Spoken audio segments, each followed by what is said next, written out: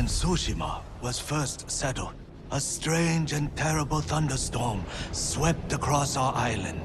Wherever lightning struck, beasts of lightning appeared.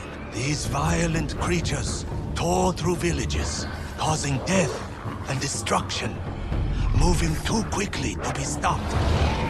The people knew only one man who could possibly stand against the lightning beasts. Shigenori, the fastest swordsman in all of Tsushima. Shigenori never lost a duel. With years of practice, he had created the Heavenly Strike, an attack that struck quicker than the eye could follow. Shigenori lured the creatures to a desolate beach in Komatsu, where the sand would slow their movement. Their clash turned the sand to ash and bleached the leaves of trees white. Shigenori's Heavenly Strike cut through them faster than they could move. As the final beast fell, the storm cleared, and Tsushima was safe again. Shigenori began a life of seclusion. Few students found him, and only the bravest and most skilled proved worthy of learning the Heavenly Strike. When a storm approaches, a sword is placed at Shigenori's rest by a student who knows of its location to ward off attacks from beasts of nature. Centuries ago, Tadayori Nagao was the greatest archer on our island, famed for his wisdom and perfect aim. The Kami Hachiman himself was so impressed, he gave the archer his armor, light and strong beyond compare. In those days, cruel pirates raided the coast. They threatened the town of Azamo Bay with annihilation. The people fled to safety, but Tadayori faced the pirates alone, wearing his mythic armor. The pirates stormed the town. Tadayori's arrows tore through them. Few survived, but not one blow pierced Tadayori's armor. Years later, Tadayori died peacefully at home, but his armor mysteriously vanished. Some say his descendants guard it still, awaiting the rise of a warrior to defend Tsushima once more.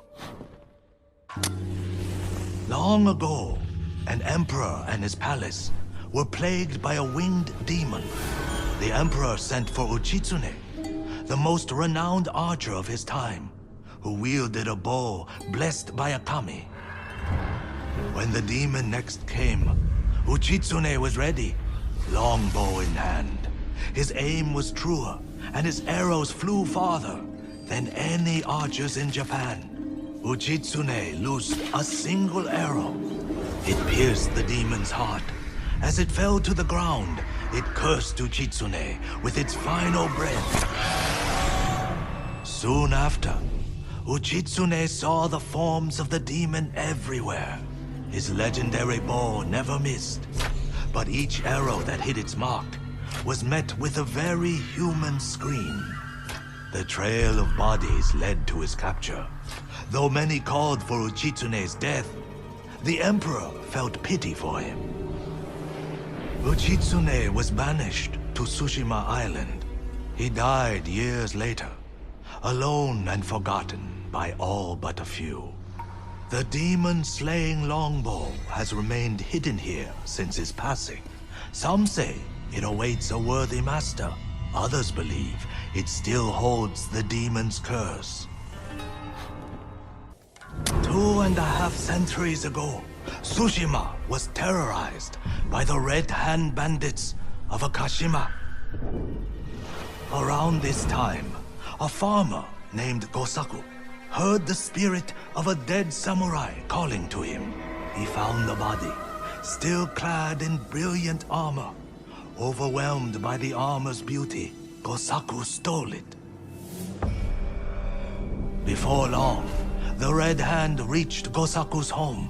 Knowing the farmers would lose everything if the bandits went unchallenged, Gosaku donned the samurai's armor.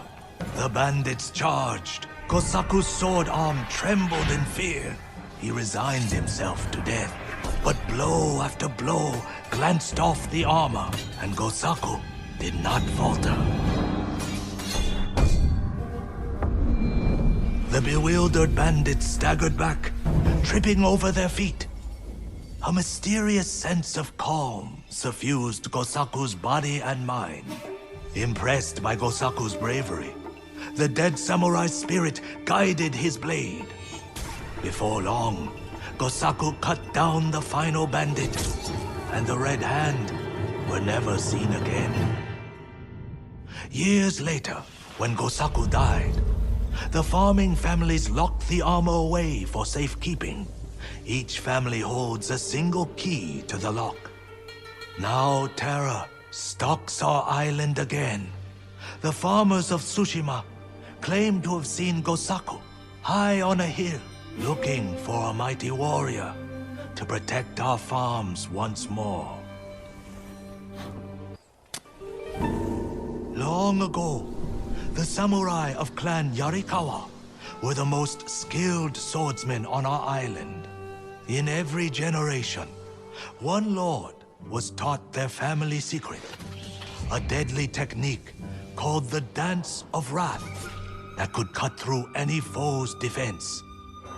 The Dance of Wrath found its greatest master in Lord Tokiyasa Yarikawa. Though beloved by his people, he resented Clan Shimura's power.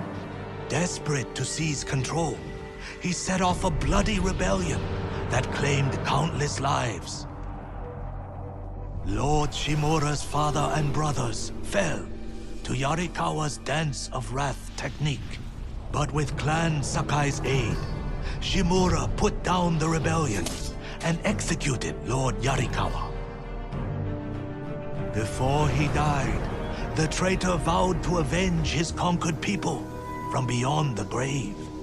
Now they leave offerings to his spirit at shrines in old Yarikawa's ruins. They beg for their enemies to die, and the spirit of Yarikawa's vengeance answers their calls with the Dance of Wrath. Long years ago, Kojiro was a straw hat ronin, so fearsome, deadly, and bloodthirsty, his own brothers turned against him. From dawn until dusk, dozens of straw hats fought Kojiro. He slew them all. Those who escaped that day disowned Kojiro from the straw hat ranks, but never crossed him again. The spirits of death were so astonished by Kojiro. They blessed his armor to grant him a tireless sword arm. He's now more than a man. He's a slayer of legend. When the Straw Hats betrayed our people and joined the Mongols, they welcomed Kojiro back as a brother. 5 killers from the Straw Hats have joined Kojiro and sworn an oath to kill you. Long ago, fire fell from the sky and landed atop Mount Jogaku.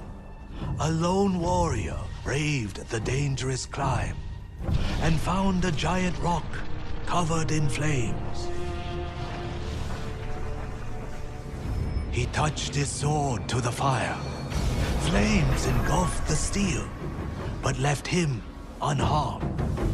He created a new fighting style he called the Way of the Flame.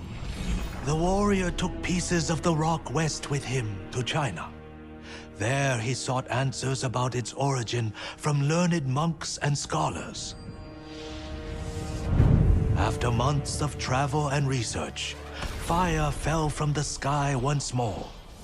He led the people to it and showed them it was nothing to fear, for he believed the Way of the Flame was a gift from the heavens. and he shared its secrets with all who wished to learn. Handed down through generations, the way of the flame has returned to Tsushima. The Mongols wield it against our people. But rumor says the fire still burns atop Mount Jogaku, waiting for any who can survive the climb.